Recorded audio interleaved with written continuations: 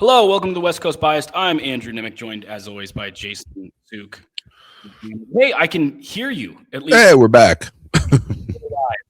Uh, we keep having little minor issues. Sometimes it's me falling in love with the interior pressure of Chris Jones, and then I forget we're supposed to tape.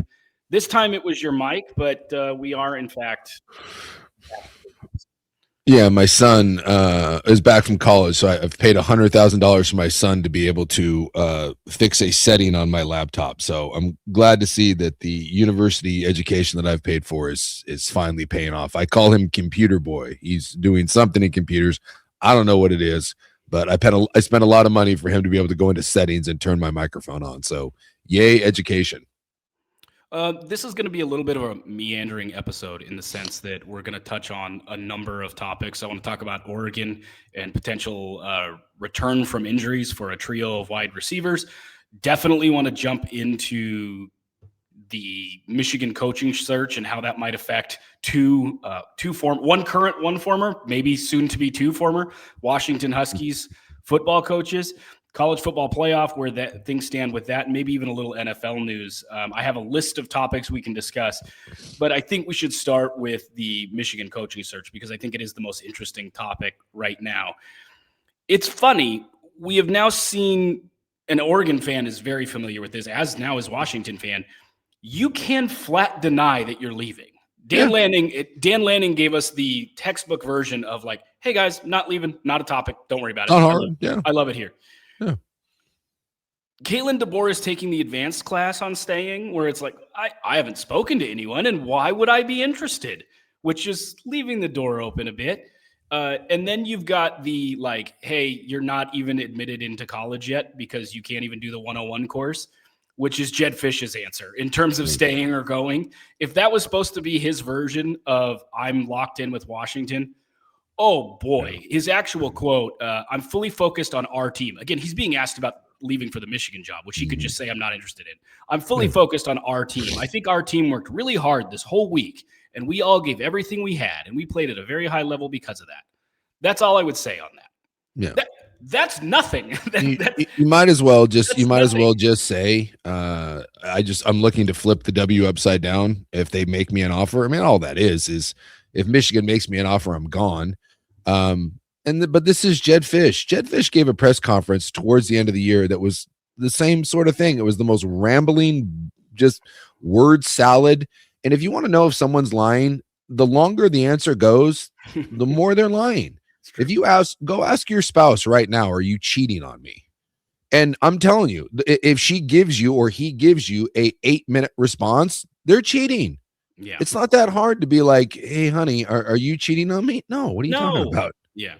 Hey, what's this number in your phone? Yeah, that's the Chinese delivery place. Look it up.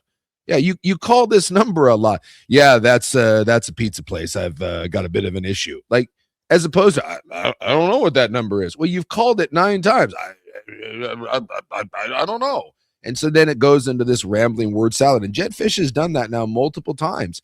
In fact, Kalen DeBoer did that too. Now, Kalen DeBoer did release a statement on Sunday, right? Through the NIL Collective, which I thought was interesting, not through the University of Alabama, through Yay Alabama. And they had to try to do some damage control because if you listen to the press conference that he had, he said the same thing. He did the same rambling 3-minute word salad where he's like, well, I haven't spoken to anyone. I can't imagine that I would, but, I just I'm focused on my team. And, it's this very diplomatic where we've got a great task in front of us, as opposed to saying, no, hey, are you going to be the next coach at Michigan? No, I'm the coach at Alabama. It's not that hard. Dan Lanning has shown you, and this is what always drives me nuts. Coaches always get all pissy and moany when people ask them about this stuff. But you can shut it down. Dan Lanning shuts it down every single time. Now, it doesn't mean that you can go back on your word. Nick Saban famously has the best one of all time, right? Nick Saban got all frustrated and then just said, I am not going to be the next coach at Alabama. Well, guess what? He was the next coach at Alabama. Right. I mean, your words mean nothing, but you can stop the speculation.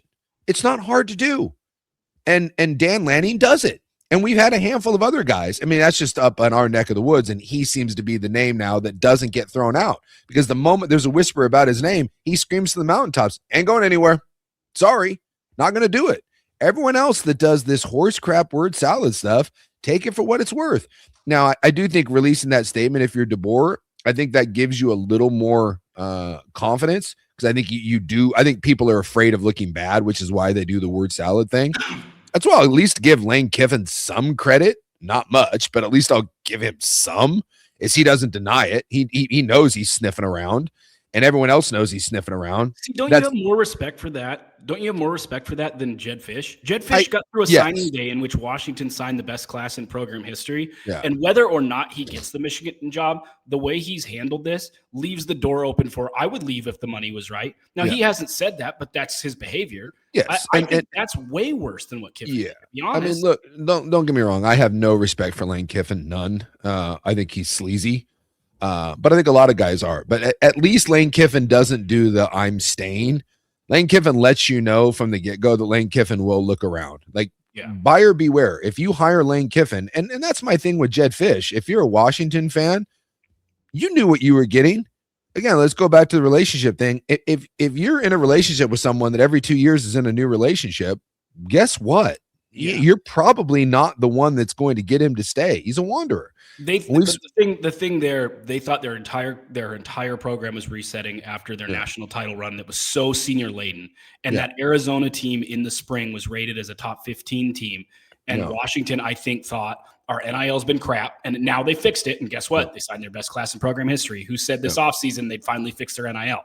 I mean, it was not behind the scenes. Everybody knew Washington was going to get better, but at the time they were scrambling in NIL, so they knew they needed a coach who could quickly bring guys with. And they did. They stabilized it. Supposed to be stability, even if it was in the short term. Look, and I'll say this: will I feel bad if Washington gets their coach post after 2 years? Yes. Did I feel bad when Washington State got their coach post after 1 year? Yeah, after a few months.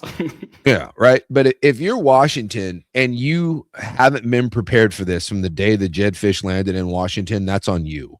If you don't have a list of coaches that are ready to be hired a week after Jedd Fisch says I'm going to Michigan, which, by the way, if Michigan wants Jedd Fisch, he's gone. He gone. The only thing keeping Jedd Fisch at Washington is a lack of a better job. So here's the other one. Even if Jedd Fisch ends up staying, if you're Washington, and I've talked with Husky fans, and I think a lot of them do feel this way, they know this is temporary. So if you get caught with your pants down, it's on you. Jedd Fisch is telling you who he is. Jedd Fisch does not want to be there. Jedd Fisch's wife is a social media influencer that lives in Arizona, that does not want to live in Washington. That is open about not liking Seattle, basically. So don't give me this Jedd Fisch, and then again, Jedd Fisch gets mad when someone brings it up. Dude, your wife talks about when she's in Washington, she has to have B12 shots, and she's down there posting stuff about how great Arizona is and the weather. She does not want to be in Washington. It's just nothing about this says that I am here for any extended period of time. So just be prepared if you're Washington. Be prepared. Be prepared to have strong NIL to try to keep kids when Jedd Fisch leaves.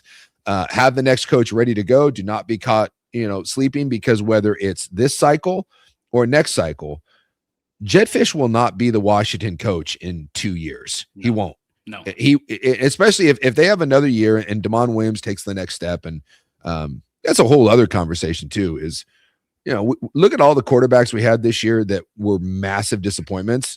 I mean, massive. Damon Williams is one of them. I'm not saying Damon Williams was bad, but Damon Williams, we thought was going to be a Big Ten player of the year type.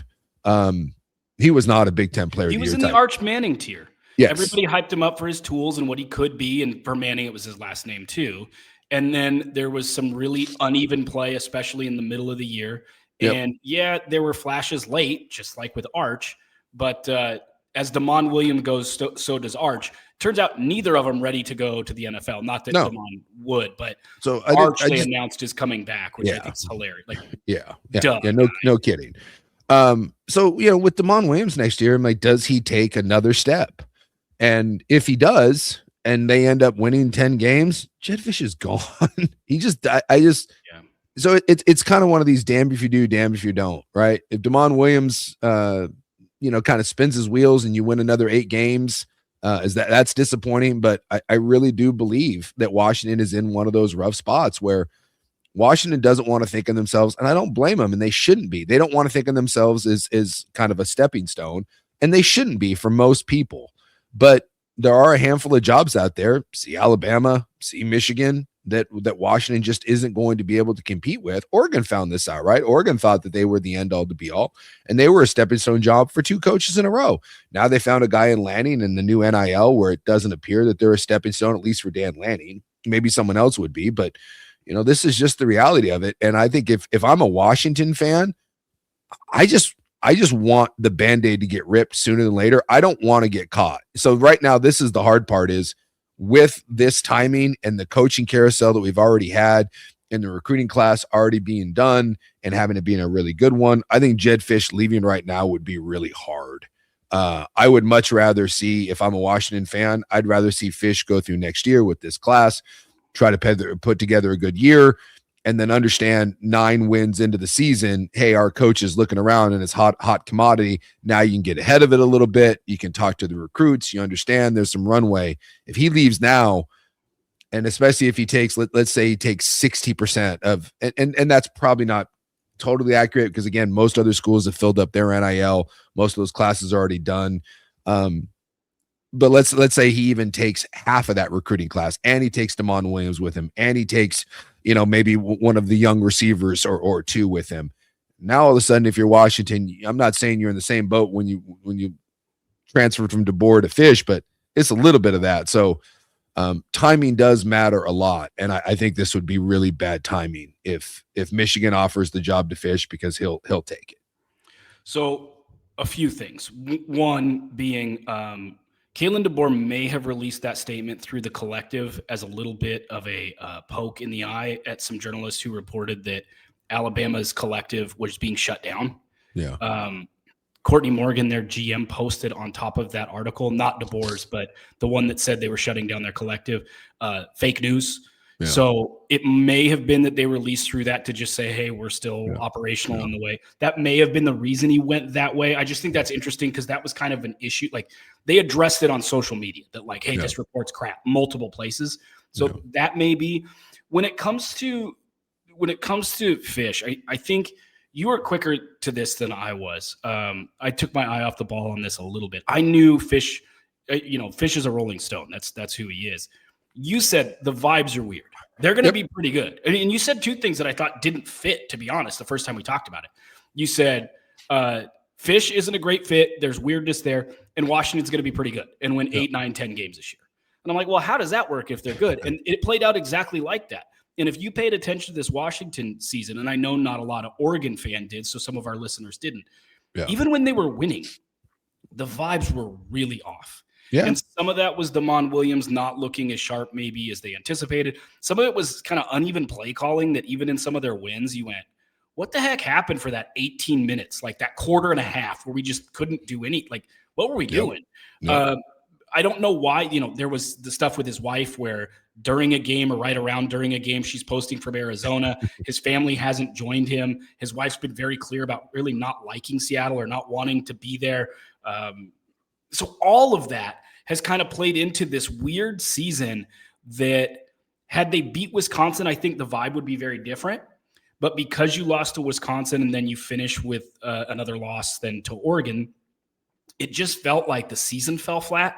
Yep. And if I'm Washington, I think I want to get out of that, because that, I don't know if you want to call it stale.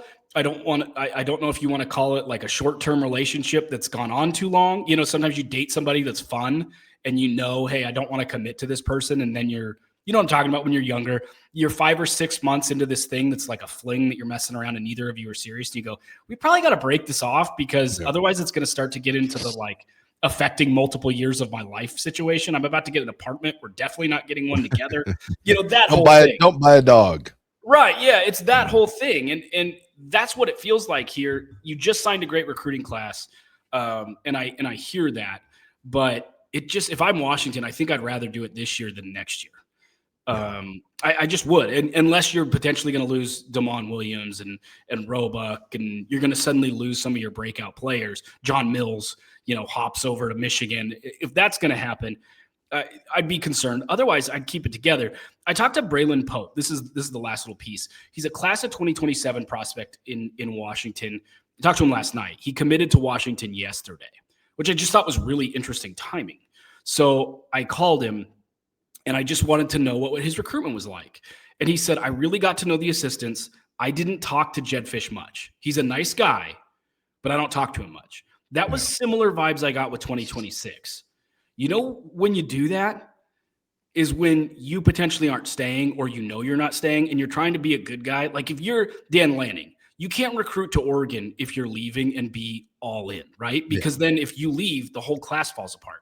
But you can kind of insulate for that with pulling, and I've seen this with other programs where they have a hotshot OC that's doing like kind of a rehab on his Bill O'Brien kind of thing, sure, where he's doing that like rehab on his coaching career. Anyone at Alabama, by the way, that went through that, they all went there to rehab. Those guys for a little bit weren't faces of recruiting. And the reason they weren't is we don't want you to bond with that guy. We know he's leaving. I wonder if there's some of that with Jedd Fisch. And so Braylon Pope basically said, I like Fisch. I committed fully knowing about the rumors. If he leaves, I'm not decommitting. I'm much more committed to the assistants. Now, we all know how that goes, where the assistants leave.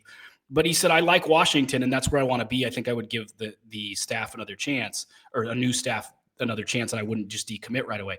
But I do think it's interesting to hear now from the first commit of 2027 in state commit, and then hear from the 2026 is all the same thing. Jedd Fisch is not a primary recruiter at Washington. Yeah. That to me is very telling as well. Yeah. None of that stuff is good or surprising, right? Based on the things we've heard behind the scenes. No, but it's just such a weird place to be in. It really is. And I feel for fan bases, because look, the system is broken. It just is. And I'm not one of these guys that yells and screams and says that college football is terrible, because it's not. The ratings are huge.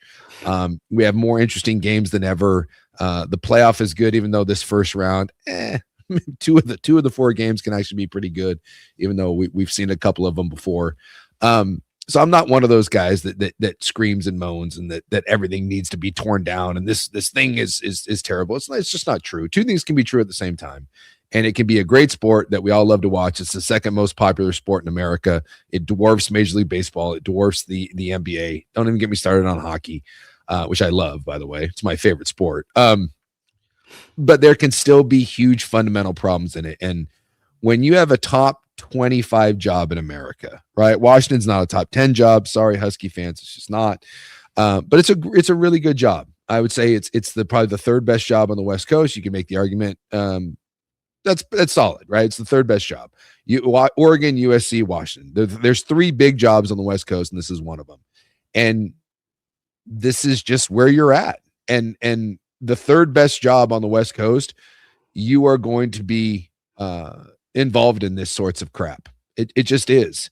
And look around the country at other schools. Ole Miss, Tennessee has had some of this. Florida State has had some of this. I mean, look at all the big programs that have had to deal with this over the years.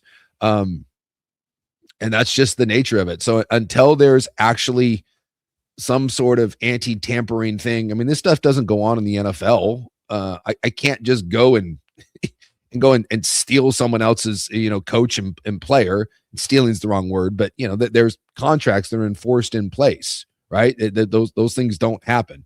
So until those things change in the world of college football, this is just going to be the nature of the beast. And I feel for fans, because if you're a Washington fan right now, I think you're somewhat okay with the season. You finished on a high note. You looked really good in the bowl game. We can get to another thing in that bowl game. They gave you 6 days to go to the LA Bowl. I mean, there was no one at that bowl game, and Washington looked really good. They took Boise State behind the woodshed. Which normally is pretty cool. I was talking to a friend of mine who, again, big Husky fan, goes to games every year and goes to a lot of bowl games. And I asked him, I said, so are you going down to the LA Bowl? He goes, dude, I just found out about it. They gave me a week. They literally gave those fan bases a week. I'm sorry, this time of the year, it's kind of hard to tell someone in a week to get to LA and tickets and other stuff. He's like, actually, we have kind of other plans that we'd already made. So, there's a lot of these weird wonky things going on. But having not knowing how to feel, so you end the season on a high note and you bring in one of the best recruiting classes that you've had in years, and yet you're now kind of sitting around being like, Is our coach going to leave? And do we want our coach to leave? He's going to leave eventually. So should we just get it over with now? It's a perfect microcosm of their season. Was this a good season? Was it not a good season? No, we made progress, but I don't know. And it might be the perfect microcosm of just where college football is at for the majority of teams. You know, unless your name is Alabama or Michigan or, you know, apparently Oregon now, like there's only a handful of schools that don't really have to worry about this. And it's just kind of the nature of the beast now. And by the way, they still try to pigeonhole coaches into being in a stepping stone place. If you're good at an Alabama and you're relatively young, if you're good at a Georgia, if you're good at Oregon, it came up with Lanning. Oh, NFL. Okay, he says he's solid in the world of college football. Oh, what about the NFL? What about the NFL? So everything is a stepping stone. Saban left and came back because the NFL didn't work out. Oh, well, I mean, there you go. Urban Meyer left Ohio State. Everything is a stepping stone for the right price and the right school. Well, and even Alabama, right? We just got done saying that, you know, maybe DeBoer has tried to officially shut it down, but think about that. Kalen DeBoer has been at Alabama 2 years, and seemingly there was at least some communication. You can't tell me for 1 second that there wasn't at least a back channel discussion between Michigan and Kalen DeBoer. Would you be interested? I mean, via an agent kind of thing? Look, I just think when someone asks if you're interested, I think more often than not, people are going to do due diligence and at least kick the tires. I do. So how serious that flirtation went, who knows? Clearly with Lane Kiffin, that flirtation, and this is why I talk about Lane Kiffin. That guy doesn't give two S's about his reputation. Most people do. I don't think Jedd Fisch does either. I think Jedd Fisch is okay being who Jedd Fisch is, which is a ladder climber. The guy never stays. To me, the idea of that, I would not want to do that to my recruits. I wouldn't want to do it to my staff. I wouldn't want to do it to my family. But that's me. I'm also not in those jobs. I'm also not being offered $10 million a year. But I do think it says something that at Alabama, which has been the premier program in the country for 20 years, and I'm not saying that that DeBoer left or was super interested, but there was conversations 100%.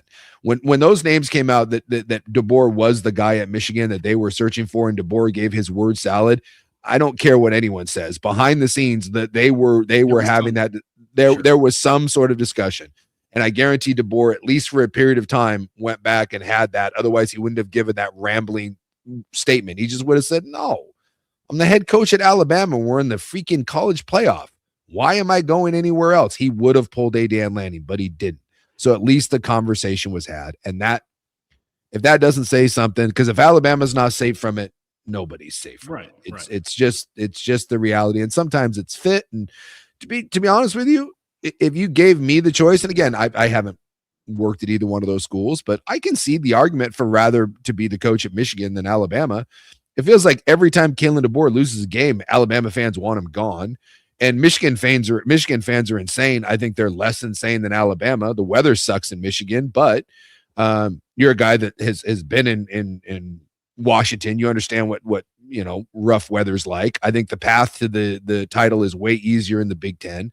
Michigan has as many resources as Alabama does. I don't know if maybe the recruiting thing is a little more of an advantage being in the South, but I don't think it's much. Michigan can recruit nationally. They put together a top 5 class.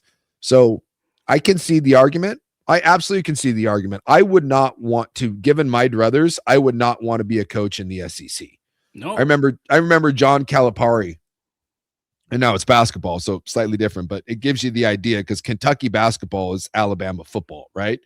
John Calipari was asked when he knew that it was different being the coach of Kentucky. He takes the job, moves in, buys some big house, and he said immediately everyone knew where he lived. It's Lexington, right? Like people know where you're at. And he had a tree removed from his front yard. Just a tree. It's a big old, 90-foot whatever in his front yard that they were worried about. It's like, hey, if that thing falls, he falls in the house. And he said it was a mess. He said it was kind of an eyesore. He didn't like it. And he removed a tree. It was the front page of the sports section of whatever the newspaper was there. And he was getting like lit up for it. Like people were literally calling into shows. Tree. Yeah. Like people were up his keister over a tree. And he was like, come again? He's like, I took a tree out. And he goes, and that's a guy that had been to Final Fours. He'd been to Final Fours at UMass. He'd been to Final Fours at Memphis. And he said, this is different. He said, this is just different. Yeah. And being down at Alabama, I think at one of those programs, I think it's different. So, you can say that Alabama and LSU are the best jobs in America. Given my choice, I'd rather be the coach at Michigan or Ohio State or maybe Penn State or even a place like Oregon. So even if your program has everything you could want, other programs do too. And sometimes it is just about fit. Sure. And, we'll take it all back. Go back to where we discussing. I still believe in my heart of hearts, and I said it midway through the season, Jedd Fisch is not a good fit at Washington, and I don't believe that he will be the coach at Washington next year. Well, when you have family members publicly, when you have family members publicly, you're talking about after next year. He may be here. Over under is 1.5 seasons, and I'll take the under. Right. Yeah. When you have family members more than once talking about not wanting to be where you're at, you're probably leaving. Like that. Yeah. Let's call it what it is. It's like Diego Pavia's family, right? Like when we have multiple run-ins with behavior, there's probably an issue there. I do want to talk about that douchebag, by the way. Oh boy! I just thought we'd move on, man. I don't care. No, I don't. He's not going to be a great pro. He talks. Oh, I don't even think he's going to get. I don't even think he's going to get drafted. But enjoy an undrafted free agent kind of guy, probably. That dude spends a lot of money, and I understand he makes probably a couple $1 million from NIL.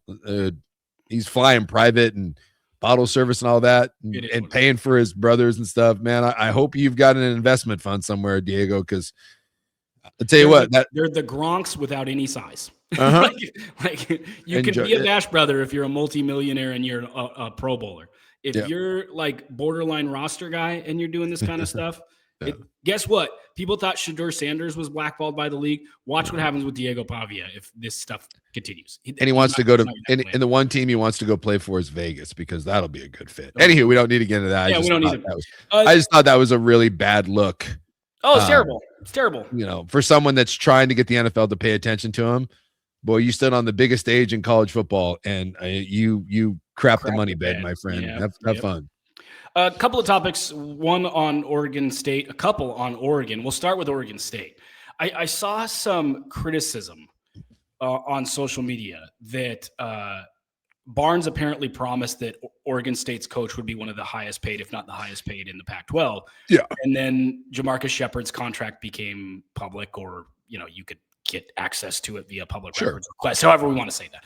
And the number wasn't very high, and people were up in arms about that. And my whole thing is, if you can get a guy who's never been a head coach and hasn't been the primary play caller for multiple years, and you can get him at a reduced price when you have limited resources, which potentially could help you fill out his staff. Sure. Is that a bad thing? I'm not sure I understand the criticism.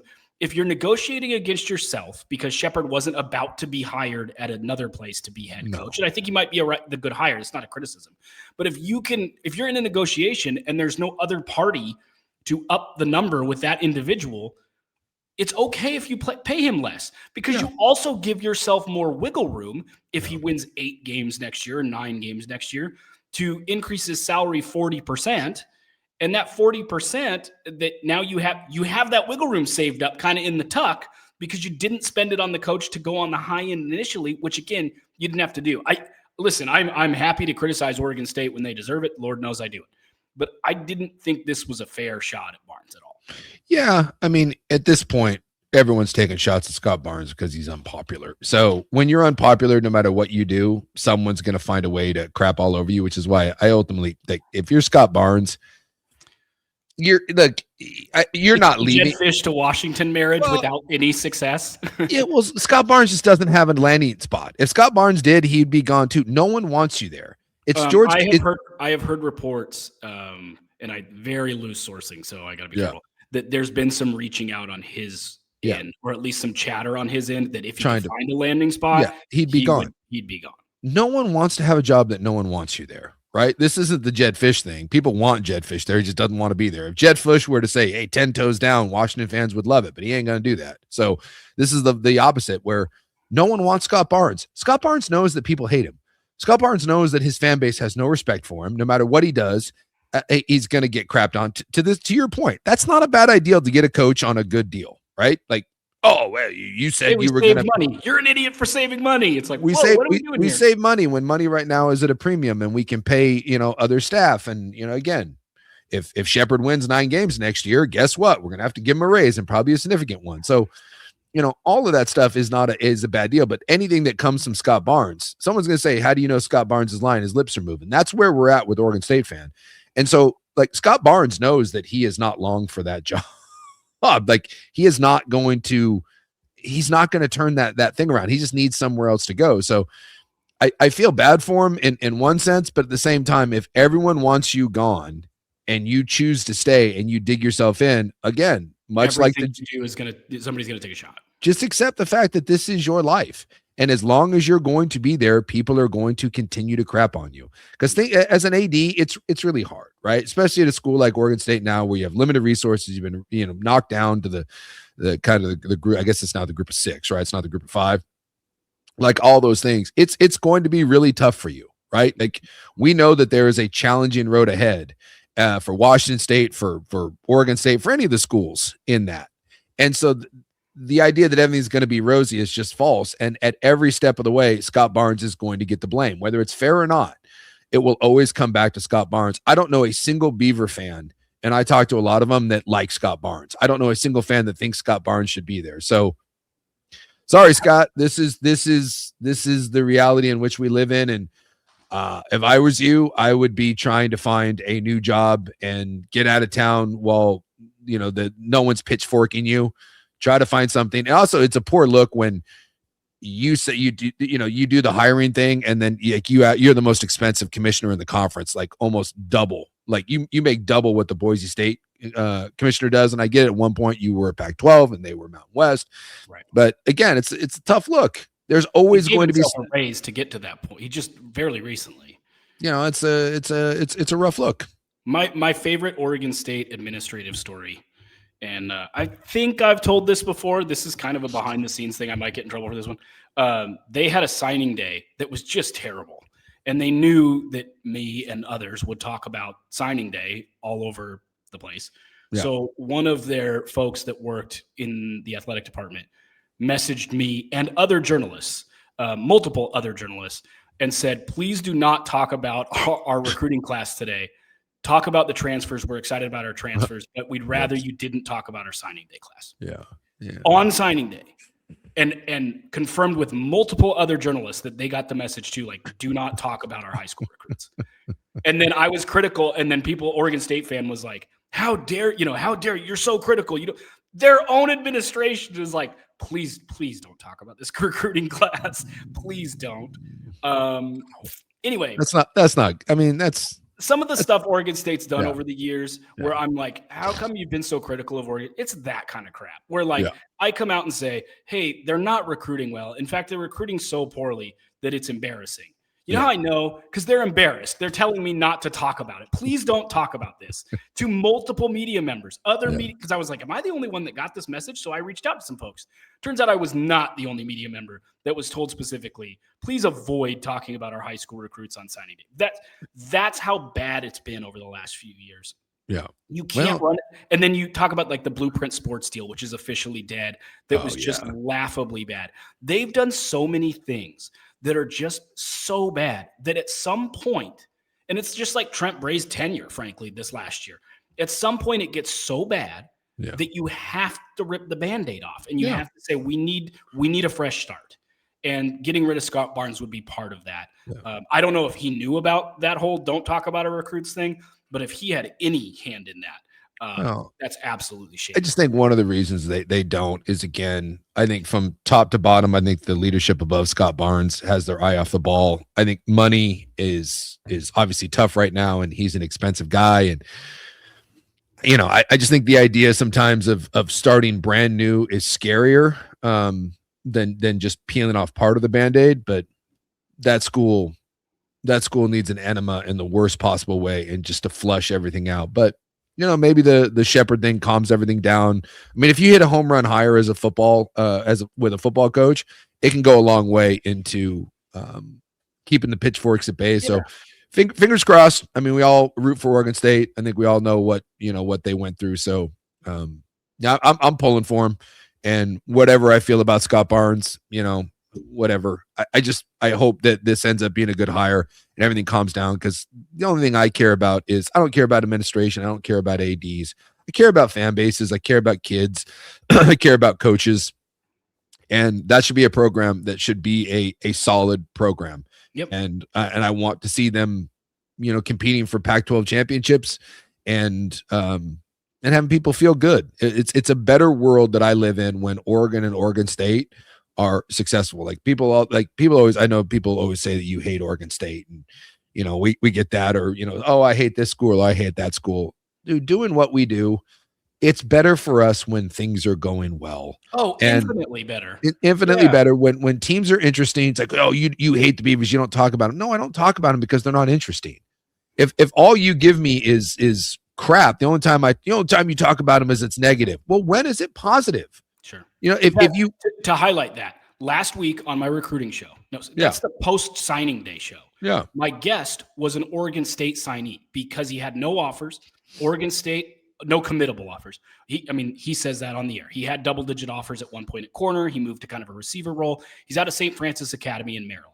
Yeah. They play on ESPN2 in a national championship game for high school football. Yeah. He is the star of the game. Oregon State offers him on signing day after their ceremony. So he's been there to support his teammates. St. Francis, one of the top programs in the nation. They competed for a national title on ESPN2 later that week. Yeah. Really good program. He doesn't get an offer. He supports his teammates. He finds out while he's still studying film that Oregon State's offered him, calls his parents and I'm signing. Mom is panicked. Like, it's cross country. We haven't been there. And he's like, I just wanted an opportunity. I want an opportunity, right? Yeah. So in this national title game on ESPN2, he's the new signee to Oregon State. The game's nationally broadcast. He has a long touchdown catch and a kick return for touchdown. And he's suddenly like, who is this kid? Where is this kid come from? On national television. And he's an Oregon State signee. So I had him on the show to talk about Oregon State jumping on him, giving him an opportunity. And now, if he were unsigned, his recruitment would be different because he just had a monster game on national television. Yeah. So I wanted to highlight, hey, Coach Shephard's doing things the right way. When they do well, I'll be the first one in line to highlight the good things they're doing. But I'm not going to lie to people and talk about how good things are going when they're really bad. And you've got people in the athletic department being like, don't talk about our recruiting class. Yeah. We've come a long way is all I'm saying, because we're already at a point where now they sign a guy, he blows up on national television, and he's a front and center guest on the recruiting show. Yeah. Yeah. It's Transparency is always good. I just wish more people would figure that out. Hiding stuff or trying to sweep stuff under the bed, it doesn't mean that your room's clean. It just means you got shit under the bed, and people will look under the bed.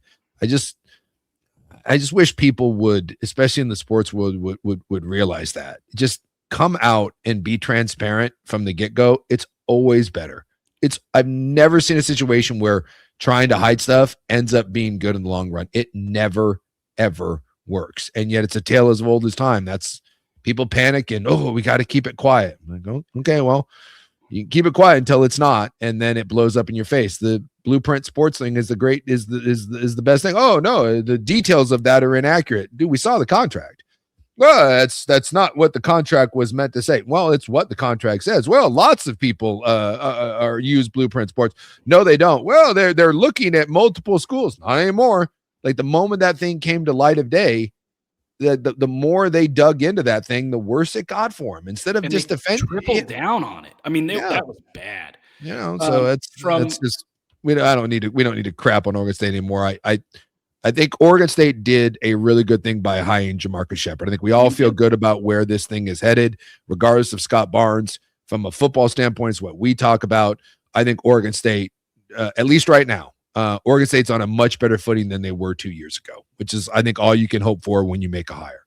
Yep. They were 2-10, and optimism is the highest it's been since Smith left, I think. Yes. Honestly. Yes. And that's a good thing, and it's deserved, because we've hit a lot of singles here in the last couple of weeks in terms of just getting on base, good hits, good press conference, good signing day. That's all you can do. You can't get up to the plate. Like, if you're down by 10 runs, dude, hitting a home run doesn't do anything for you. You got to get guys on base. And right now they got guys on base. So it's good analogy. Pivoting from a program that was sweeping things under the rug to a team that may be being intentionally dishonest in their transparency. Yeah. The Oregon Ducks had 3 receivers at practice this week who have been injured: Dante Moore, Gary Bryant Jr., and Evan Stewart. Yeah. Obviously, that would be massive if they were all back.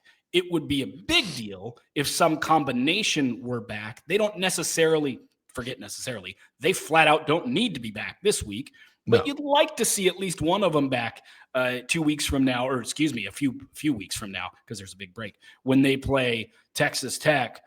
How much are we buying that these guys are back? What do you think the chances are that 1 is back, 2 is back, 3 is back? And am I crazy for thinking that it's not a coincidence that the media availability and a light practice is the first time we see 3 receivers in shells basically walking around, which proves nothing? Dude, I promise you that if Dan Lanning didn't want you to see these receivers, you wouldn't see these receivers. There is nothing. I've known that guy now for a couple of years. There is nothing he does that is not detail oriented. So what does it mean? They were stretching. Like, we haven't even seen anyone run routes, but all we can go on is kind of vibes and what I've heard. And we've heard all along that the Bryant and the Dante Moore injuries were not season ending. It's what I've heard. That we're not talking, massive surgeries. We're not, it's no ACL tears, nothing like that. If that was the case, we would have heard about it by now. Probably from one of the kids themselves. When someone tears an ACL, there's usually a kid posting something on Instagram about it, like, I'm sorry, guys. So, we know that's not season ending. We know Stewart at some point was trying to come back. So this all kind of, plays into it. Whether they play at JMU or not, or I guess at home against JMU, who's to say? Do I think at some point we are going to see one or multiple of these receivers? Yes, I do. Whether that's this week, next week, I don't know. But I feel very confident at some point, some combination of these 3 are going to play. I would think, to me, the one I would want to see the most against James Madison would be Evan Stewart. Not that, look, I'd love to see any one of these guys knock the rust off, but there's a difference between not having played in a month and not having played in over a year. Right. So for Evan Stewart coming back from an actual serious injury, unlike the other ones, let's say you got a sprain or whatever, we're dealing with a massive surgery there. Sometimes it takes an entire year to even trust your knee after a surgery like that. Mm-hmm. So I don't know how realistic that Evan Stewart is a contributor this season. In fact, I think that's probably not. But the idea of him coming back and getting some routes and getting hit, and one of the biggest things about coming back off a major surgery is like, is trusting yourself. And I would much rather see that against James Madison than I would against Texas Tech. More realistically, I think it's Dante Moore and Gary Bryant Jr. I think that's more likely to be seen. But again, we don't know. It's all pure speculation. But I will say this, getting an injection of one of those 2, or God forbid all 3, I don't think that's realistic, but getting a couple of those guys, I do think it changes a lot. When you look at Oregon's offense, when they've kind of spun their wheels a little bit, it's you can contain them. And, and I think with Sadiq and with Benson, they've done a nice job. And I think Dante Moore has been phenomenal in big moments. But let's not also act like we haven't seen this offense 3 or 4 times this year get ground into the neutral position. In part because there's no threat of verticality. And so because of that, if that's a word, because of that, your safeties creep. And now it's harder to run. It's harder to throw underneath. Everything gets trickier. If Moore or Stewart can come back, hell, even if you can have them at practice, you know what Texas Tech now has to do? Prep for those guys potentially, and it changes potentially what you do with your safeties, and there's a domino effect there. So absolutely. It's just something to keep an eye on. But everything I've heard, again, I just go back to it, and everything I've heard is these are not season-ending injuries. So, with the exception of Stewart has always been we'll see. Like, and that guy's got bigger things to worry about. Like, you don't come back until you're ready, because he's trying to obviously prepare for something else. But the other 2 that you have, I've heard it, not season-ending. So, if it's not season-ending, this is kind of that window, because you could. Well, you're not going to lose against James Madison, but we didn't know at the time if this was Notre Dame or if this was Alabama or if this was Miami. This could be your season coming up this weekend. So I think you are right now in the time frame of it being very realistic of walking out and seeing one of these 2 kids on the field at Austin Stadium. So. I do think just because you don't see them this week doesn't mean you won't see one or two of them for Texas Tech. In other words, if DeCorian is not 100% or Gary Bryant Jr. is not 100% and you don't need him against James Madison, it's okay to wait the extra couple weeks you get to wait on Texas Tech. Not only that, but then Texas Tech has to wonder if they're going to play. So you're not putting them on film. Oh, if they're not 85%, I would not have them sniff. I wouldn't have them sniff the field, right? Because you don't need them.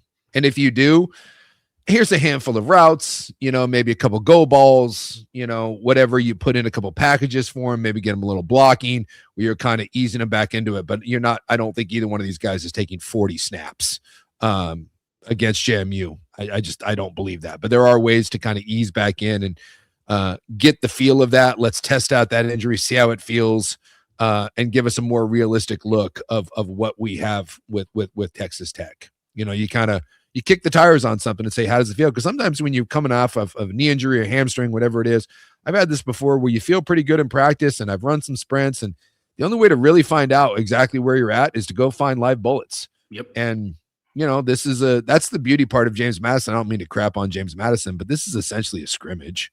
Just is. It's unless Oregon comes out and absolutely craps the bed and James Madison plays the greatest game known to earth, Oregon wins this game by 2 scores, going away. So it gives you a nice chance to kind of play with some stuff and not really have to worry about the outcome. Yeah, agreed. From, I guess it is frankly more transparency because Dante Moore himself addressed it. There are now, and we could take this a number of different directions we're going to have to, I think. Dante Moore said he's not sure at this point, whether he's coming back or not. And by the way, I totally believe him. I think if he S's the bed in the playoffs, if they play Texas Tech and he throws 3 picks and is sacked 6 times, I don't think that's going to happen. But if it did, you have an Indiana game that's troubling. You have a Penn State game that's good. So you have 2 ends of the spectrum there. And then you'd go kind of back to another game against a good opponent where you look lost. If you thrive against a Texas Tech, if you thrive in the playoffs, he has all but solidified himself as QB 1 or 2 behind Mendoza in this class because Lenora Sellers is coming back. And some people have said that they thought Arch would still be a high draft pick. I think that's insane. But Arch has announced he's coming back, or there's reports that he's coming back. This is a paper-thin quarterback class. And I said this at the beginning of the year, and we had some commenters that weren't real happy with me. It is a bad sign for Dante coming back. If you're rooting for Dante to come back, you're rooting for these other quarterbacks to thrive. Yeah. If they do poorly and Dante has the raw tools he has and is playing well, he's only going to climb up the board because we've seen it in the NFL. They'll find a fit to take 2 or 3 quarterbacks in the first round if they can. Yeah. And Dante, with as toolsy as he is and as young as he is, has put enough on tape that he's almost certainly a top 5, top 10 pick at this point, again, barring a disaster in the playoffs. So that's layer 1. Layer 2 is we are now hearing reports with all these quarterbacks hitting the transfer portal, right? Sam Levitt, DJ Lagway. There's a bunch of them. And we're hearing Oregon tied to them. And I think people are now saying, well, this kind of proves Dante's leaving. Couple things. One, I think it proves that Oregon is doing their due diligence in case Dante leaves, because I take him as the other thing you want to do if Oregon is rumored to be this high-level buyer, this program that gets quarterbacks and now 3 transfers in a row are going to be really successful, you want your client as an agent, who, by the way, are the ones talking to these reporters, you want your agent to say, yeah, Oregon's in the mix for us. Oregon reached out. Yeah. Because 1, they're a big spender. 2, they're a real foe that almost anyone in the country would transfer to because they're now 3 for 3 on transfers doing well. So just because you hear there's interest between Oregon and Sam Levitt, or there's interest between Oregon and whoever, that might just be the client being like, yeah, if Dante leaves, hell yeah, I want to go to Oregon, and we're going to throw that out there. Yeah. So I don't think any of this really matters or defines anything, and I think fans need to be a little bit careful assuming he's staying, because the draft world has switched to he's more likely to leave, by the way. Like they were all in on him staying. Now they're like 70% in on him leaving. Yeah. But I don't think you can take any of these reports individually and say, well, Dante, it looks like Dante's coming back. We don't know. And it looks like because they're interested in Sam Levitt that he's definitely leaving. That might be smoke too. So just be very careful. And I thought you could bite off from anywhere that you wanted to there. Sure. I just think if you're Dante Moore and everything I've seen, and look, you also have to remember that everything you've seen versus people that you actually trust, right? There's a lot of people that throw shit against a wall and it means nothing. We see it every year. The Shedeur Sanders thing is a prime example. Everyone, oh, Shedeur Sanders is a top 5 pick. No, he wasn't. He wasn't. I had a 3rd round grade on him, and I've said it since before the draft. He was a 3rd round grade for me with some character things. So you got to be careful. The Heisman is another great thing. You know, I really thought this, and I thought kind of everyone was on board with this, is that the Heisman was a foregone conclusion, right? Like Mendoza is going to win the Heisman. And then that week leading up to it, all of a sudden, a lot of the national heads were like, this is the closest race ever. And we had this big push for Diego Pavia. And I'm kind of sitting there being like, oh man, maybe I misread the room. Like, I mean, I don't know. I'm not tied into Heisman voters or whatever. I'm like, I assumed that it was a done deal and Mendoza wins on a landslide. And then you hear all this other noise and you're like, man, I guess this is going to be close. And then the voting comes out and you're like, oh my God, it's one of the most lopsided Heisman votes of all time. Maybe my initial thought was right. So be careful. Groupthink can be a very dangerous thing. And a lot of what we do in the draft and with media members is very dangerous because it's often very wrong.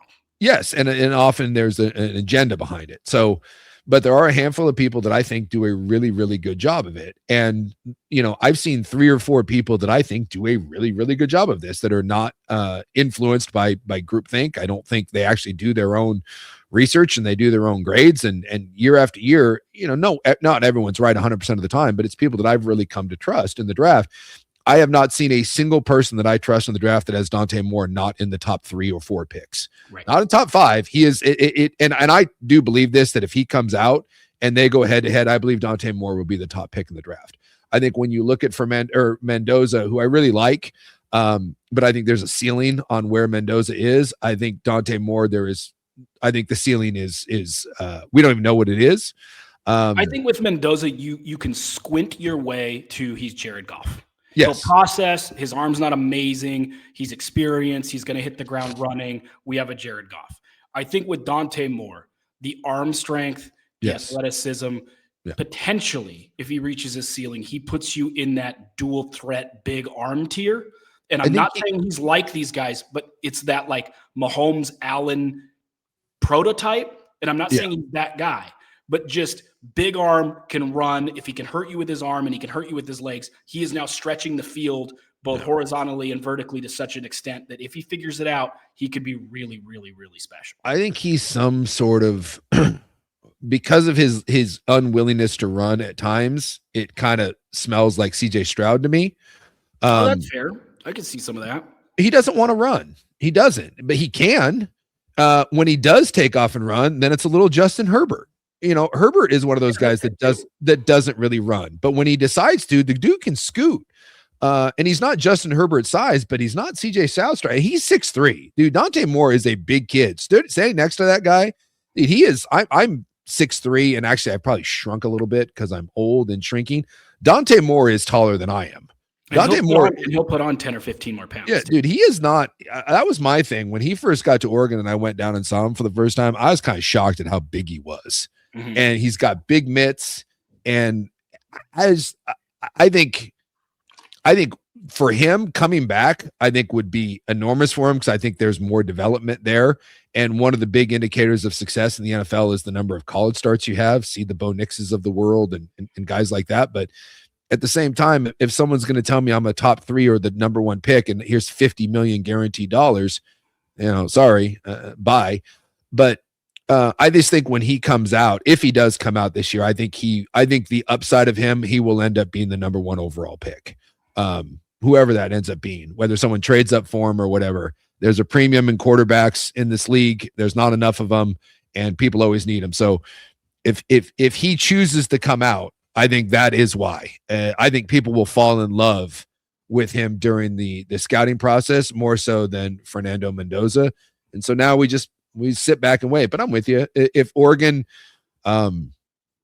loses Dante Moore, it's a blow because we've said all along. I think both of us believe that the next 2 years are going to be Oregon's best teams, and getting Dante Moore back would be really special. If not, maybe it tempers expectations a little bit, but I'm with you. I don't think this is going to be one of those next man up sort of things. I think if Dante Moore leaves, I'm guessing that there will be a portal kid that is coming down the road, and that's just the nature of. And I'm sure Oregon's already doing their due diligence. Yes, on this. Like yes, you're not going to hear about it. And people who say like Oregon's tied to this kid, someone's lying or you're doing bad business. Agents will do that again to tie Oregon and big money to their clients so that the bidding goes up and the interest goes up because Oregon's been so successful.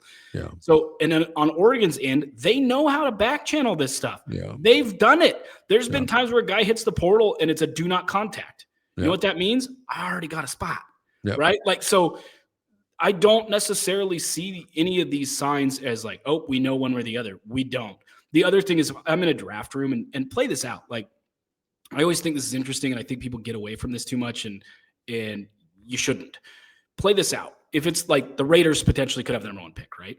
If you're the Raiders and you know you're going up against Mahomes for years, and I hope he gets better, whatever. But Mahomes is going to come back and be Mahomes again. Bo Nix is showing flashes, and that defense is elite.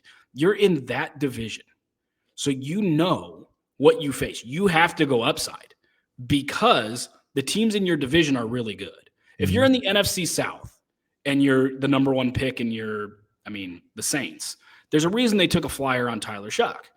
If we just have competence here, we've got a chance to win this division because it's a rock fight and none of us are that elite. But when you know what tier you have to hit and you've got the number one pick, you have to aim upside in that division.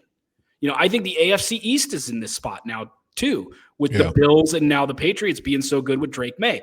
If you're in that division and you have the number one pick, better have a hammer. You can't take a guy that if he reaches his ceiling is beneath two of your division foes. You have to swing for the guy that can make you even with the Drake Mays and Josh Allens of the world. And if you look at it and you look at tools and you look at ceiling and you compare Dante Moore to Mendoza, it's not real close on ceiling. I think Mendoza has a higher floor, but the ceiling is so much higher with Moore because he makes throws that only a couple of dudes can make. Yeah. Well, and just the mobility, I would love to see that be unleashed at some point, because like I said, it's like CJ Stroud. I can see some Deshaun Watson in there, but a bigger version of it, and the good Deshaun Watson, not the crappy whatever version we have now. With that arm that throws on 3rd and 12, can throw a deep out and pin it on you as you're getting out of your break. And there aren't that many guys that don't throw that with a little loft. It's a laser. It's a it comes off of his hand better than most. When I go back to that Sadiq touchdown down the seam to seal the game, dude, that's an NFL throw. The Benson throw that broke open the Washington game, right? The inbreaker there and in between two defenders, dude, that is an NFL throw. The Penn State overtime where he's one-on-one with an All-American out there at the end from Penn State, and he sidesteps him and throws a 3/4 arm. There's that Pat Mahomes right arm angle. Right, throws a touchdown pass there.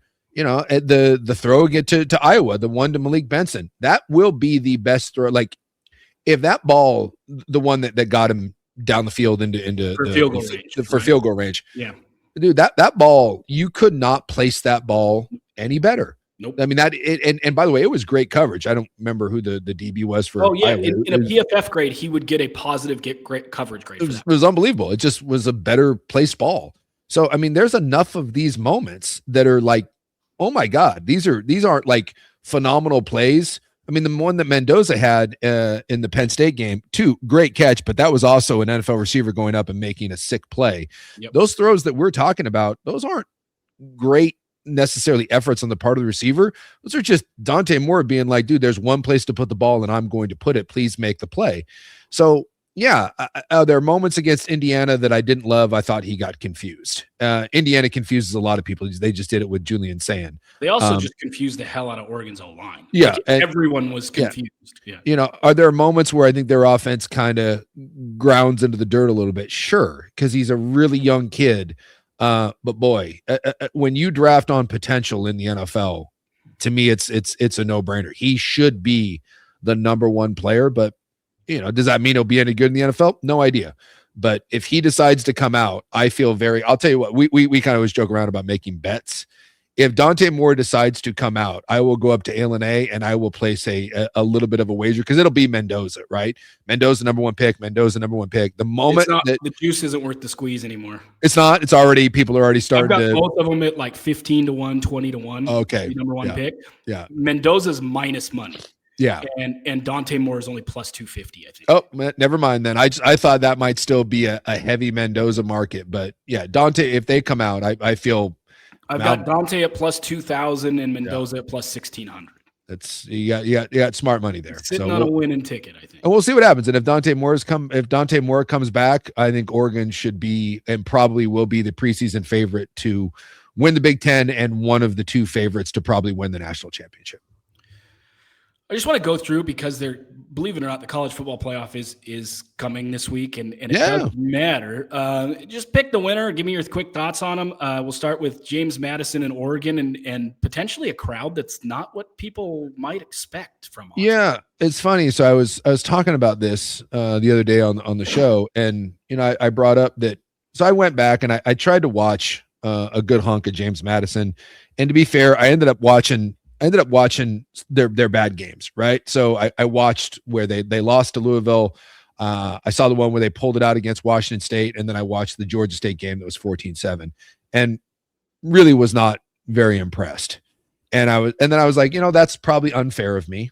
Let's actually go watch the Troy game, the Sun Belt Championship. I went and watched Old Dominion. I'm like, okay, let's see something here. I was actually, believe it or not, I was actually more impressed with their defense than I was their offense. Their defense is really fun. Yeah, this little freshman kid, number 15. And again, I wasn't paying much attention to names. And this goes back to my days as a player. No one knows anyone's names. We just know numbers. And then coaches are this way too. If you ask Dan Lanning, he won't tell you the name of the kid from James Madison. He'll know his number. Then a freshman, 15, this little defensive end that just wrecked shit against Troy. Kid was everywhere. You know what's crazy? When I've heard from, because I listen to some deep divey NFL podcasts, draft podcasts. Yeah. They say when they talk about guys, and sometimes they'll talk, and they know intimate details of key players. Yeah. And they'll be like, James Madison, D end. And it's like, dude, that's so-and-so. And they don't know the names until it gets closer. All they're doing is watching tape, and it's like Oregon tight end 1. You know what I mean? Yeah. And they're like, oh, Kenyon Sadiq. That's right. Yeah. It's amazing how few guys, even really advanced scouts who everybody knows the Dante Moores of the world. But when you get into that 4th round running back from Appalachian State, it's just numbers. It's just App State RB. So I said, I came away more impressed with James Madison's defense. They play really hard. They're aggressive. It reminded me a little Indiana. They do a lot of the pre-snap shifting stuff. They don't bring a lot of pressure. And if they do, it's simulated pressure because they kind of just like we're good athletes and they're not going to be able to do that against Oregon. Anywho, I tried finding a way that James Madison stays competitive in this game, and it's just not there. And so I was asking, how weird is it that this is the first playoff game in the history of Autzen? And I looked it up. A season ticket holder of mine looked it up. Dude, there's several thousands of tickets that are not sold right now to this game. The kids aren't in school. A lot of those kids have gone home. It's a later kick, 4:30. And I asked the question, is the biggest challenge to this game for Oregon going to be creating their own juice? Which is insane to think because Autzen Stadium is one of the great environments. I was there when they played Ohio State 2 years ago. One of the best college football games I've ever seen. Ohio State came away from that game being like, we have to revamp our game experience. And I wonder what this is going to be like. It's not sold out. I looked at the secondary ticket market. So roughly between the 40 and the 50-yard line, and we went about 20 rows up. So we thought like primo seat, right? Like two tickets, primo seat, and we looked at the different games. So I thought maybe Ole Miss and Tulane would be the cheap ticket. Because Ole Miss already beat Tulane by 4 touchdowns, right? And I was like, well, maybe that one's Tulane's replaced their coach. Exactly, right? This should be a bit of a dud. For that seat, for one seat, so into it for both with fees. So this is secondary ticket market. Well, by the way, you can still buy tickets on the first market for Oregon, but I went secondary ticket market for that seat at Ole Miss. It was somewhere between $600 and $800. So I was like, oh, okay. The Alabama-Oklahoma game, by the way, that's about $1,800 for that. Like that. Good luck getting into that. The Texas Tech game was over $1,000. Or it wasn't Texas Tech. No, it was Texas A&M. The Texas A&M game was well over $1,000, and depending on where you were sitting in that area, $2,000 for that seat. The Oregon game, you can get that seat at Autzen Stadium right now for $200. I just looked. I'm looking right now. Every deal, almost every section, they rate the deals on. It's amazing. Yeah, they're all amazing, and some of them are tens. You can sit on the 40-yard line about 15 rows up, which is almost a perfect seat. I like to be 50-yard line and 20 rows up so I can see everything for $170 a ticket. $170. I said it's less than $200. Insane. So it's so weird to think about that. This is the first playoff game in the history of Autzen Stadium, and I don't know if it's going to be full. I don't know if it's going to be raucous. I mean, I'm sure it's going to be good, but it's just it's a weird thing. And I've also talked to a bunch of fans that are like, no, I'm going to Texas Tech. Like, I'm not going to this game, but I already got my plane ticket, and we're going to Texas Tech. So it's just a weird vibe. I was really hoping. I mean, from a fan standpoint, you want to play JMU because it's a guarantee basically to go play Texas Tech. But from an outsider, how much fun would this be if this was Notre Dame? How much fun would this be if this was Miami? And I don't mean to crap on JMU, but it's a weird, we talked about vibes earlier in the day. It's a weird vibe because no one is excited about this game. And I do believe that one of the main challenges that Dan Lanning has is making sure that his players take this seriously. Because when they watch film, they're not going to take it seriously. When they come out, it's not going to be the environment I think that they're used to in these big games. And they're going to have to create a little of their own juice. The nice part is your coach is a psychopath, and he will find a way with some white monsters and some Zins to get fired up for this game. And he will have his guys ready to go. But it's something to keep an eye on, the environment there. And God forbid you come out a little flat. And the only way that this even ends up being a game is if you come out flat and there's some mistakes and, tip ball and maybe a punt return or something like that. But there's nothing I've seen from an X's and O standpoint that leads me to believe that JMU belongs on the same field with Oregon. And and anyone that says otherwise didn't watch film. You're just trying to create a narrative that isn't there because they don't belong. You do not care about this at all, but I'm going to talk about it anyway because I think it's funny and interesting. Fantasy football this time of year is the dumbest thing on the face of the earth. Yeah. My son is in a league, and two insane things has happened in his league in the last couple of weeks. One, there was a team that made trades and people aren't paying attention. So it was like the most loaded team I've ever seen. It was like Josh Allen at quarterback, CeeDee Lamb, Jamar Chase, Jackson Smith and Jigbo was his top did the Madden and turned off the the trade machine where you can force through anything. People just didn't care. So he had George Kittle was his tight end. His running backs, I think, were Bijan Robinson and Josh Jacobs or something ridiculous, like literally an all-star team. Lost in the first round of the playoffs. Just like he was like 12-2 or whatever. So funny because my son was furious that like, why are teams trading with this dude where his team is this loaded? I'm not going to win. So he's in the championship. Yeah. And it was this week, their championship a week early, right? So he is favored to win. It comes down late. He's down 1 point, or excuse me, less than a point. And the Cowboys are down 8. And he's got Aubrey. So he's like, oh my God, they're going to go for 2. And if they don't get it, like it could go to overtime and we'll get a kick, right? Yeah. So then, God, I don't remember who the Cowboys were playing, to be honest. But the other team went down and made a field goal. So now it's 11. So the Cowboys get into field goal range. And there's that thing where you can onside kick. So you kick it early. You kick the field goal. And so they kick. And Aubrey makes it. And he's now up like 3 points. So he's won his fantasy league, right? Yeah. So he's all happy because he thought this juggernaut team was going to be out. So he's talking to his friends like, hey, I won the championship. Sure. And one of the dudes goes, no, man, they changed the rules this season. The championship is 2 weeks. So he's watching and like into it, like I won. And he's texting me. I'm getting updates all day about I'm down 5. I'm up 7. I'm down 3. I'm up. Okay, I need this Aubrey kick. So I'm rooting for him because I'm invested in it. I have a bye in my league this week. So I'm something to root for. I was rooting for his team. So I was like, oh my God, Aubrey's going to kick because he turned the game off. He was pissed. They're down 8 late. There's no way they're kicking. It's over. I'm going to lose by half a point. So he's pissed. He turns the game off. And I'm like, hey, they're going to kick because they're going to try to onside kick now, throw the Hail Mary and win the game. So they kick. And I'm like, you won. And he's like, oh, hell yeah, this is awesome. And goes to talk crap to his buddies. And they're like, dude, we changed the rule. It's a 2-week championship.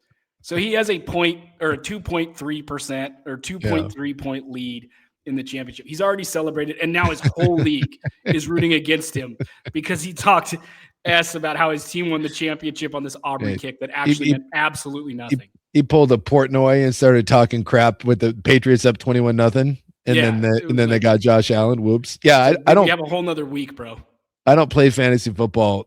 I had one at the start of the year. I had he's a friend, but I wouldn't, it's one of those, he's not like one of my best friends, but he's a guy I'm friendly with and we talk to. And I don't know what your son's punishment is in fantasy football, but everyone now, the big deal is, you have to have some sort of, you have some sort of awful punishment. So someone asked me if I'd be willing to do it. And I kind of laughed and I was like, okay. So one league's punishment was the loser goes into the loser bracket, whatever. So if you finish dead last, you go into loser bracket, and the loser of that would have to come to my jiu-jitsu gym and do 5 minutes, 5 minutes with me.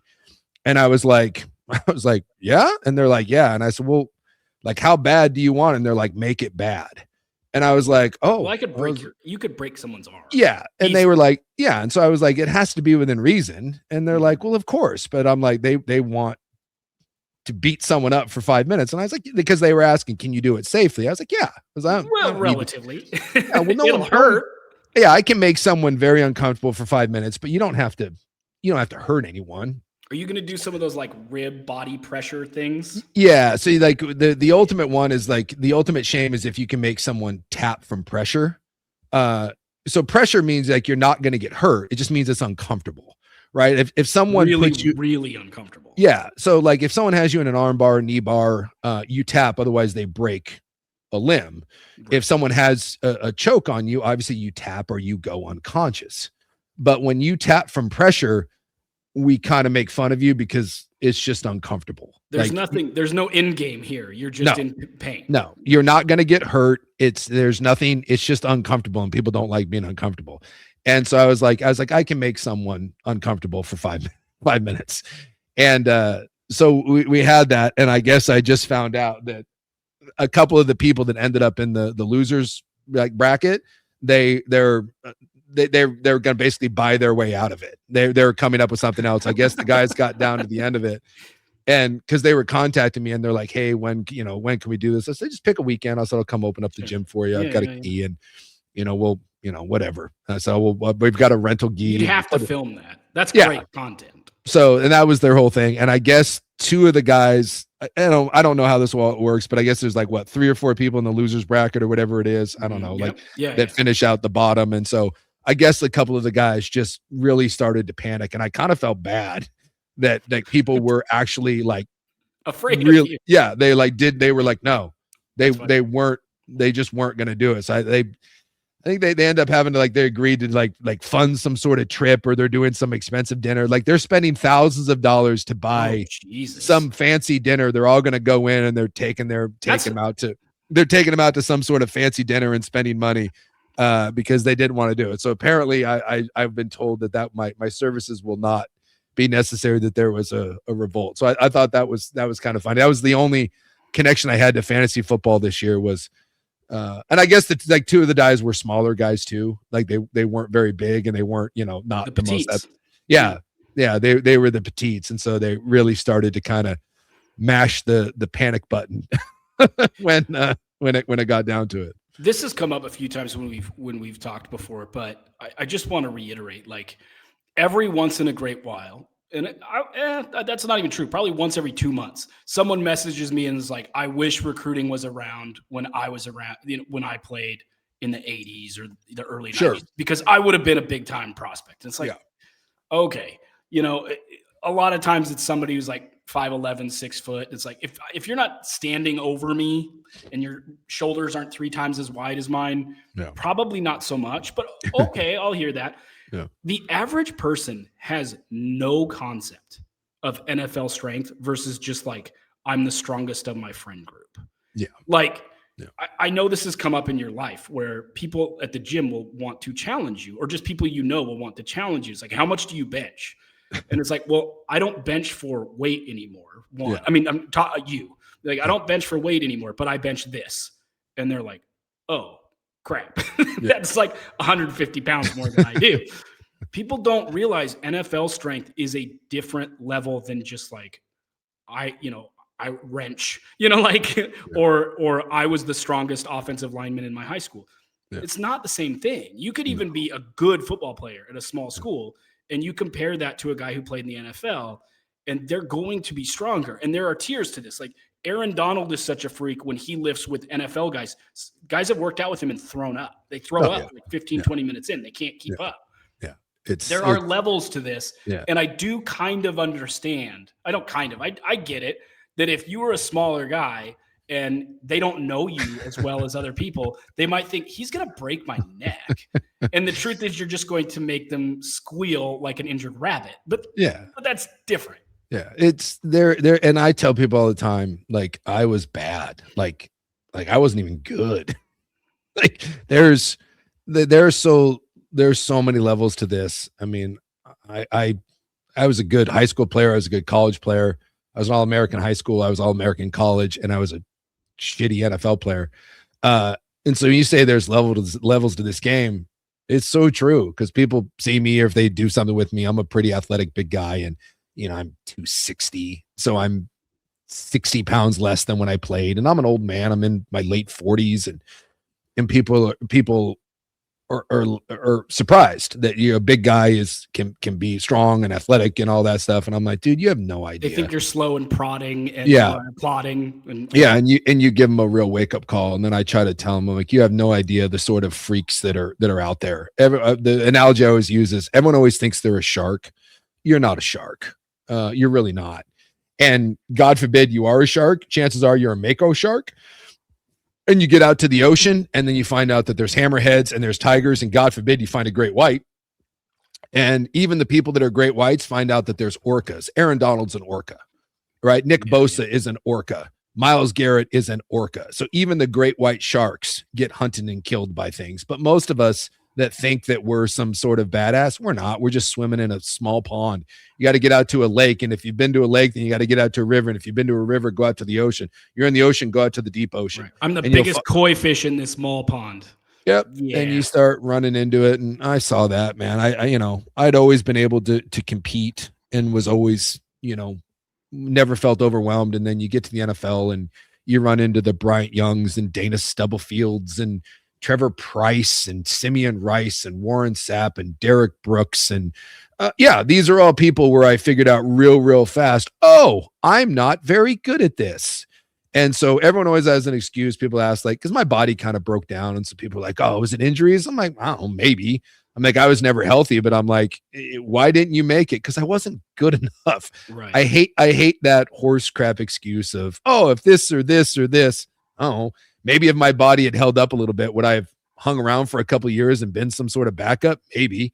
Was I ever going to block Chester McLaughlin or Dana Stubblefield? No, I wasn't. I found that out early that I certainly was not a minnow, but I certainly was not a great white, and I sure as hell wasn't an orca. So it's just, we all, everyone has that belief that if this would have happened or if that would have happened or just this, but the truth of the matter is, in order to be at that level, God or Buddha or Tom Cruise, someone like that has to reach into your crib when you're a baby and just sprinkle a little something on you and just give you something that the general population doesn't have. Even the smaller guys, like, well, I was just about to say, like, look at Reggie Bush and DeAnthony Thomas in college. Those dudes were unstoppably quick and unstoppably fast, where you're just like, no one can touch them in the open field. They're two of the most dynamic players ever. They get to the NFL and everyone's fast and everyone's big, including the linemen. And suddenly they look like they're just they're okay. They were good players. There's a great DeAnthony. Yeah, DeAnthony wasn't. Reggie was fine. There's a great story. Percy Harvin, when Percy Harvin punched Doug Baldwin. Yeah. Richard Sherman tells a great story that Percy Harvin you think of Percy Harvin as a small guy.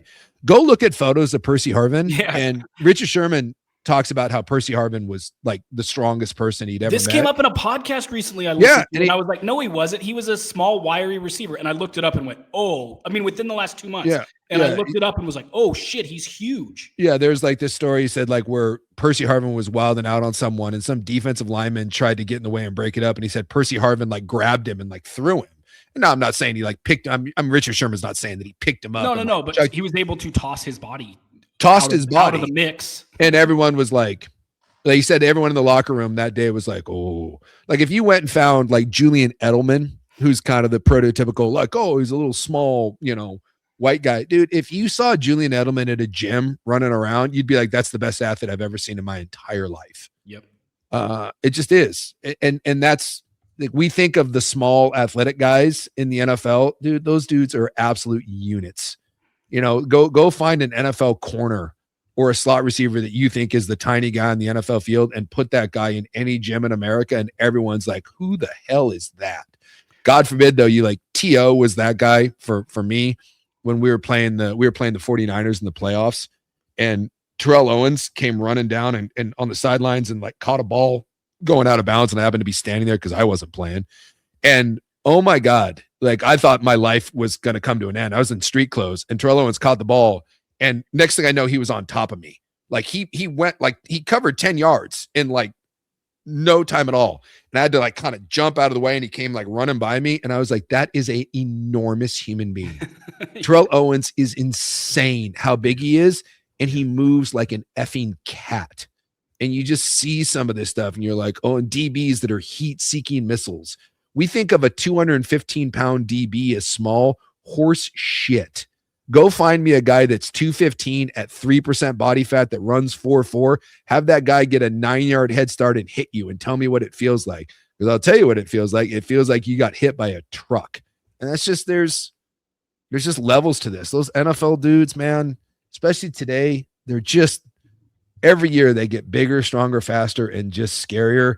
And I get older and slower, and I still try to keep myself in decent shape. And so every now and then I'll be at a gym, or I'll be, boxing or jiu-jitsu or something. And someone will be like, oh man, you're so big and athletic. And I just laugh and I'm like, no, I'm not. I'm like, maybe 30 years ago. And even then you have no idea. They're just, you don't see those guys around. But Ndamukong Suh's now, go stand by Ndamukong Suh. He played in high school here. He was an I know. He came monster. So I was really, because he's got to be what, 40-ish? He's got to be close to 40, yeah. So I remember covering Ndamukong Suh, like, and he came into the studio when he's 38. So yeah, so I'm 10 years older than him. So that makes about sense. So when he was coming out of high school, he would have been 18. I would have been 28 and would have been doing the radio show for a couple of years. And he came into the studio, and at 28, you're still close enough. I think I got done playing when I was maybe 25, right? So you're still kind of close enough to, I was 28 and still, lifting weights, and I was probably fatter. I was probably too fat, but you're close enough to it. Dude, I remember thinking to myself, high school, whatever. Dude, that guy walked in the studio as an 18-year-old kid, and I went, whoa. Like, and someone asked, like, I think when they were joking on the show, my partner at the time was like, he's like, Suke, you think you could block him? And I humbled pie, and I was like, no. And they're like, what? He's in high school. And I'm like, no. Yeah. I'm like, that dude would annihilate me right now. And everyone was like laughing. They're like, he's in high school. I'm like, look at him. Yeah. I was like, dude, and by the way, next year at Nebraska, that dude wrecked like everybody in college football. Oh my God. He's the last defensive player that legitimately had a shot to win the Heisman Trophy. He would have ripped my head off. That good. Yeah. I was 28 years old, and I thought I was still in good shape. That dude would murder me. And then that was, like I said, that was 20 years ago. Man, there's just, like I said, when you see a great white, one. And that day I saw a great white. I remember watching film of Penei Sewell. You showed it to me. It's high school film. And I was like, yeah, that dude's a great white. Like, you just know him. When you see those guys, you just know it. You can see him at 18. It doesn't matter. You just see him and you're like, dude, that dude is just different. And when you see him, and if you've been around him, you'll just back away and be like, yeah, I'm good. Ndamukong Suh's hand is like the size of my head. Adley Rushman, amazing baseball player, was at Sherwood. He was the kicker. Just to give you an idea, and Adley Rushman's a great athlete, but just how translatable that freakishness is. He was a kicker for Sherwood. He made a 63-yard field goal in high school. He did. There's video of it. He made a 63-yard field goal in high school. When you're that dude, you're just different. On a different planet. Like you just are. Yeah, they're just different cats, and so just be careful out there, man. Everyone always thinks, no matter what discipline you are, if you're on your couch, just be happy being on your couch. Be happy being a rec guy, but don't think you're one of those dudes. You know who seems to have this perspective completely in place? The James Madison Twitter account. Yeah, they fully understand. They're phenomenal where they're at in the pecking order. If you have not followed them or paid attention to them this week, they're the best. It's a fan account. It's not the actual one tied to James Madison. Right. It's like JMU Sports. Dude, their troll level is phenomenal. That Twitter account is dominant. It's JM Sports. You go to JMU Sports News, and dude, their stuff is fantastic. One of the videos is Oregon highlights, and it's slow-mo because it's highlights. And they're like, this team is supposed to be the fastest team in the country. We'll be just fine. It's stuff like that where there's a play that James Madison runs, and they got practice footage, and they throw a pass to a lineman. And they're like, Oregon's not ready for this. And it's completely tongue-in-cheek. They fully understand the pecking order and that they're probably the biggest fish in the koi pond, and they're about to swim into the ocean because they're taking it in stride, and it's really, really funny. Oh yeah, they have so many things like where they're like, Oregon has never even played in the Boca Raton Bowl. They've never even, we've won 3 of them. They had, they'll say that, this year JMU had 374 yards of rushing against Old Dominion. Oregon didn't rush for a single yard. They have all these fun little things. Oregon has 0 wins in the Sun Belt Conference in the last however long, whereas we, obviously won the league. It's that kind of stuff. Yeah, it's a really fun Twitter account, and I went on. There was a local show down there. They're in Virginia, by the way, if you didn't know. I went on a show for like 10 minutes earlier last week when these got announced, and I think it was pretty small. It was a local radio show, but they were fun. They get it. They'll say all the right things, and hey, they're going to go in and we're going to compete and all that, but they know what they're up against. But it's I think they understand the assignment, and I appreciate it. Maybe we'll end up being better than we think, but I think we all kind of know how this one plays out. But JMU earned the right to be here, and blame the ACC for having stupid rules, because Miami should have been in that title game, but they weren't. So this isn't JMU's fault. They earned the right to be here, and so here we go. Let's see what's happening. We will be back. Either we might do a live one. We got to talk about that. We might do a live one after the Duck game. If not, we'll do it the next day. Just kind of break down the action of the college. And look forward to Texas Tech probably. And then look ahead to Texas Tech. We've got a lot of time. Texas Tech has a lot of time to prepare for Oregon. The Oregon media has a lot of time to prepare for this Texas Tech team and get an idea of who they are. And who knows, maybe Dan Lanning and his staff are doing a little work ahead of time in preparation for that one. But they are. Please like, subscribe wherever you get your podcast. We really appreciate you. We're going to keep this thing rolling all off season. Definitely get into a bunch of draft content, and you might get sick of that. You might love it. We'll see. But we'll also touch on NFL topics. The transfer portal, spring practice, we'll touch on all of that. So just because the season's coming to a close, and has for Oregon State and Washington and some of the schools on the West Coast, doesn't mean we are going anywhere. So thank you for listening. We really appreciate you.